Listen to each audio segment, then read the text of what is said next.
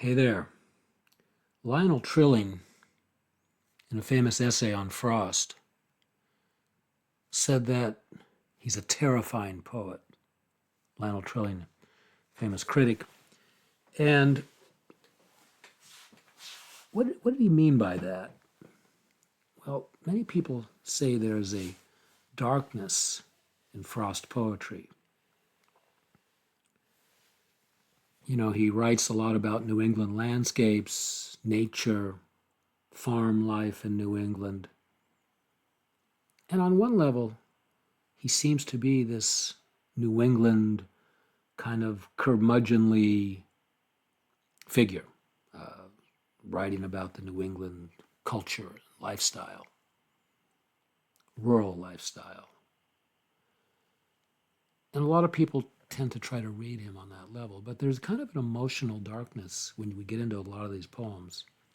And of course, we're only in this brief Comp 2 class. I'm going to look at a couple, two, three of his poems in this regard, but there are many others quite dark. Take my American Lit class, and you'll get a sense of what I'm talking about. Now, this particular poem, The Road Not Taken, is often taught in high schools, at least when I was in high school. And typically, let me start this way. The setup is that a traveler walking through the woods finds two roads. He can go left, he can go right. Which way should he go? You have a decision to make. Hard to tell. Much like the decisions we make in life. Hard to know what the result's going to be. And yet we have to make a decision. We have to move forward. And he takes the road less traveled by. That's the quote. At least that's what he says he does near the end of the poem. I took the one less traveled by. And then he ends the poem with, that has made all the difference. And a lot of people teach this poem or have taught it. I remember my high school teacher taught it this way, that Robert Frost chose to be a poet. You know, that's not a common profession. It's the road less traveled by. And that's made all the difference in his life. I don't think that's what this poem is about. And there's some controversy about this because Frost actually wrote about it and he gave it, in some high school address graduation, I believe. I don't have all the details in front of me. I used to know it, but I don't know it now. I'd have to review. I'm too tired to review tonight. But there's a darkness in this poem because the poem is not the road less traveled by, the one he took, supposedly. No, the title of this poem is what? The Road Not Taken. The focus is on the other road. Why? What's the result of focusing on the other road?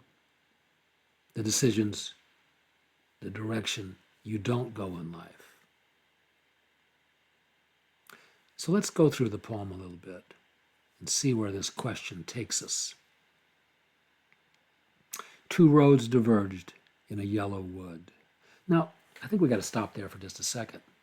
We're talking New England, New York. Let's go to Google. Let's look at some images. New England, woods, fall. And let's see some images, see what we get. Okay, here we are. There's a yellow wood. Several examples of yellow wood. Yeah, the falls in New England, with these wonderful trees, sometimes 200 feet tall in some of the forest.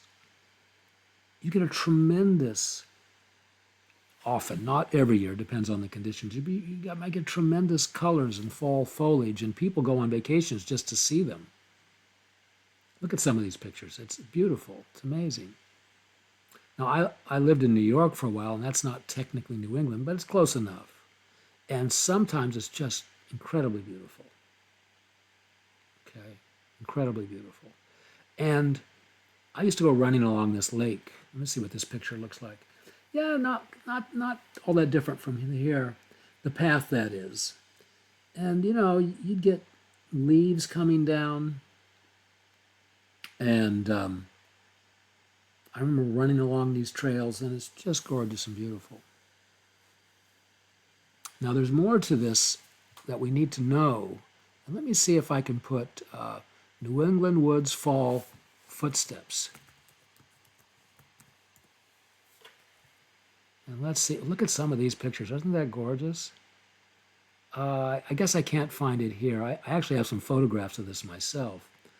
But, like this guy walking on the leaves, there's often a lot of moisture, more moisture than down here in Texas. And when you step on these leaves, the moisture kind of soaks up into where your footstep was, so that the leaves that you push down with your footprint, and the whole footprint kind of gets black. You return 15 minutes later, and it'd be black, and you can see it's just black with moisture and the color of the soil underneath. And that happened to me a lot because I would go running every day on a path just like where this guy is walking. And on my return, all my steps were black. This comes into the poem as well. So keep these issues in mind as we read the poem. So let me go back. Two roads diverged in a yellow wood, and sorry I could not travel both and be one traveler. Long I stood and looked down one as far as I could, to where it bent in the undergrowth. So there he is. He's got to make a decision. He can't travel both of them. Which one? And then it says, so he's looking down one of the roads. It says, as far as I could, to where it bent, curved into the undergrowth, and he couldn't see more. Then he says he took the other just as fair. Fair meaning, pretty, nice looking. But then he adds, and having perhaps the better claim on me, he says, because it was grassy and wanted wear. Wanted here means lacking wear. So it was very grassy, leaves, and there weren't a lot of footsteps on it. It wanted wear.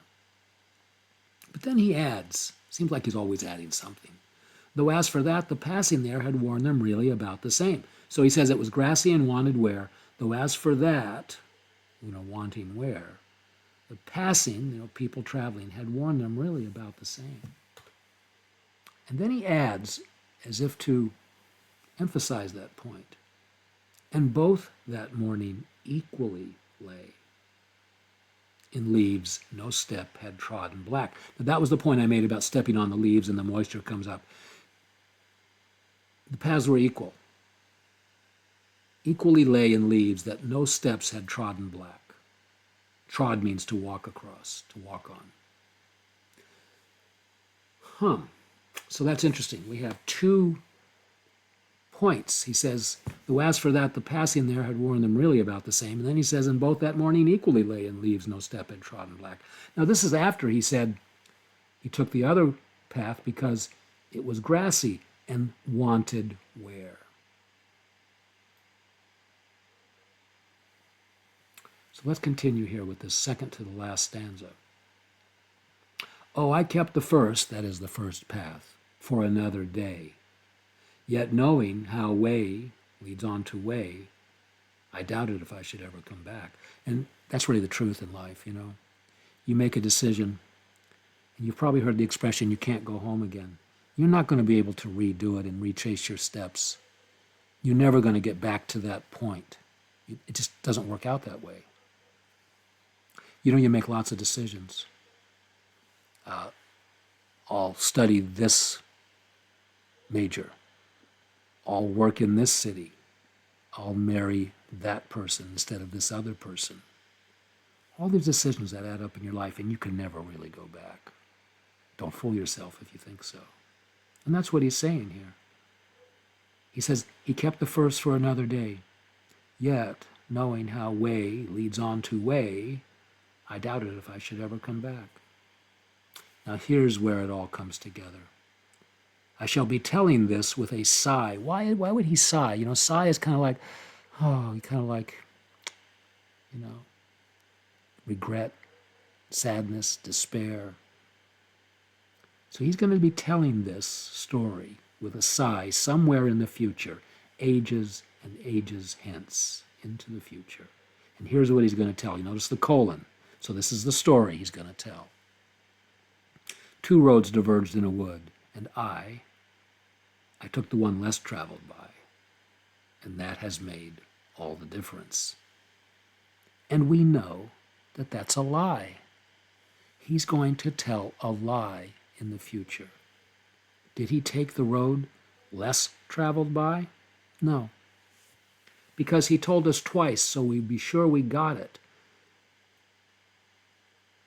Though as for that, the passing there had warned them really about the same.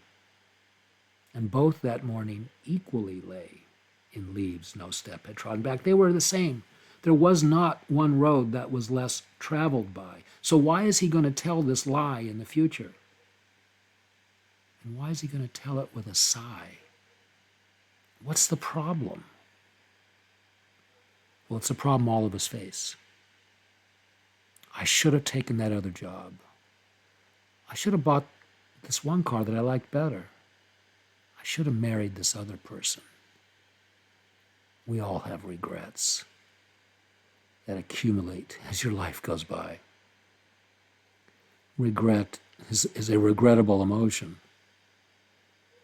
and it leads to anxiety, perhaps, kind of emotional numbing. It can lead to a dark place in your life, and I think that's what he's saying. So he's got to lie to others. In a way, it's kind of like lying to himself. And I think this indicates the emotional darkness at the center of this poem. Now, Frost, he was, his personal life was a mess. He had children who, I think one child committed suicide or died early, I can't remember. And there was trouble with another, and he himself threatened suicide over time, made his wife miserable. Personally, he was a mess, and I think it's reflected in his poetry. Let me see how much time we have left on this recording. Let me double check it, see if I can find. Yeah, here it is. Here's the icon down below. Well, 12 minutes, so I'm going to keep these videos under 15 minutes. And the other two poems I'm going to talk about in a part 2 video for this topic. So I'm going to save this, upload it, and do a part 2 where I talk about stopping by woods on a snowy evening and fire and ice. Now, there are a lot of other poems, in fact, maybe all of them pretty much, in the canon of Frost writing that has similar kinds of darkness, emotional darkness to what I'm talking about here. So, let me end this poem, end this discussion, and I'll pick it up with part 2.